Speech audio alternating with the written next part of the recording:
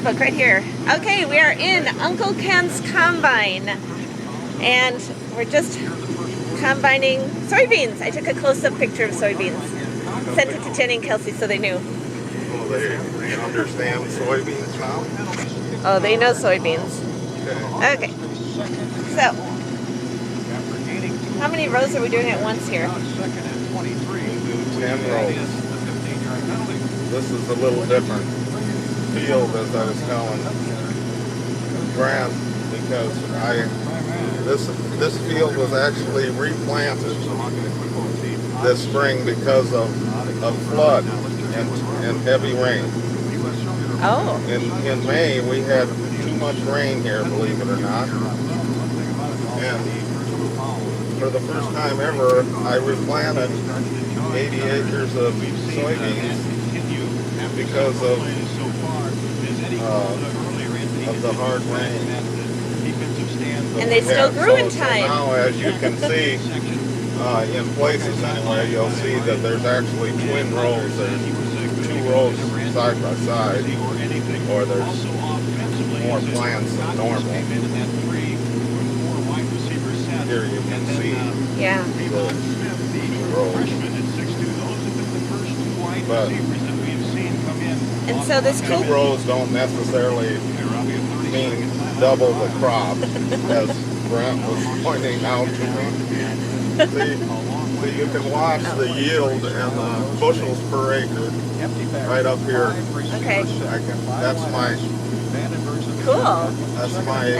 That's my bank where I can tell how many bushels per acre and the moisture content of the grain. Oh, that is amazing. So you can double check then when you drop this off and what the elevator says that you dumped off compared to what you have? Oh yeah, we can keep track. So they can't take advantage of you and I could actually, if I was a skilled, technical, computer, Facebook type person, I could have this all programmed and could keep track of how much yield was in each field. And some guys keep track of all of that type of material. And actually, you can map with a data card, map fields actually now with these monitors, so that you know where the yield is the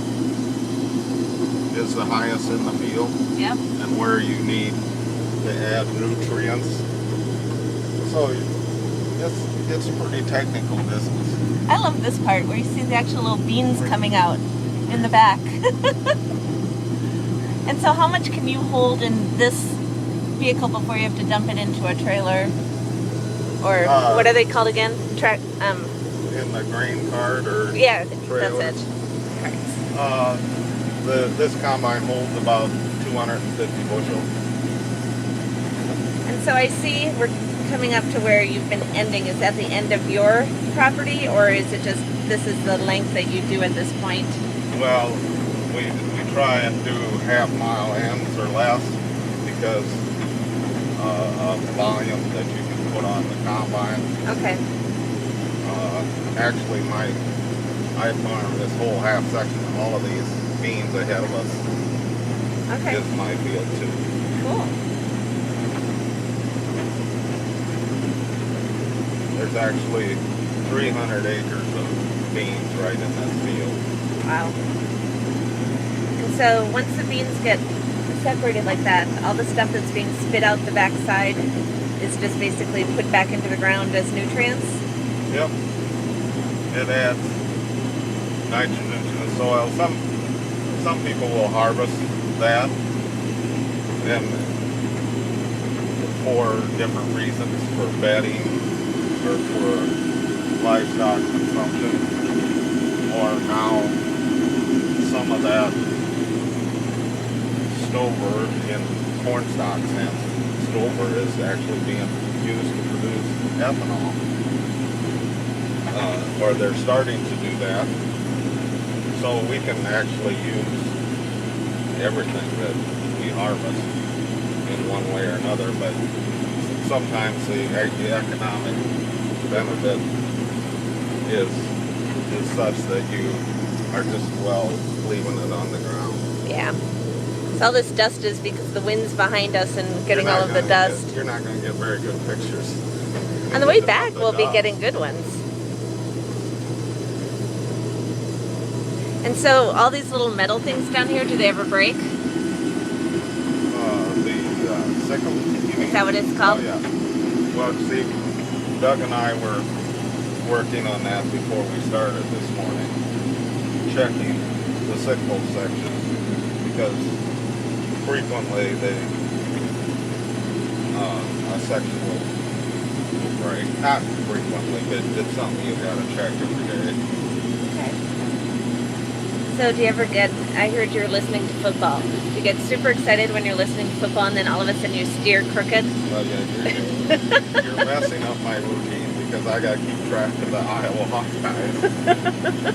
Don't worry, I'll turn it back on in just a minute. I don't. Yeah, I even listen to the Gophers occasionally. If we ever start winning, yeah. Oh, see, this will be a beautiful view. We don't have the dust now.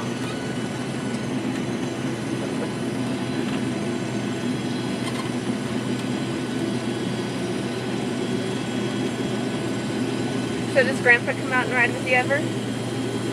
Oh, yeah.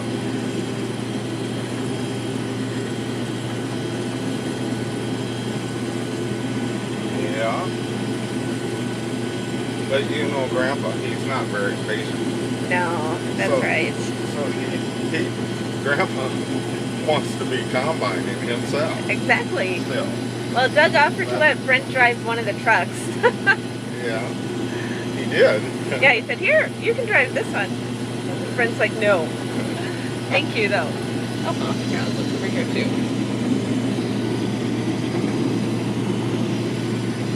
Well, I just... every other day of this week, Brian, my son, has been here, and he runs that grain cart, we call it, that retrieves the grain from the combine. So then we keep going non-stop. So, but I think he's probably staying home watching. And here's technology at its best. Ken's getting one of his many phone calls.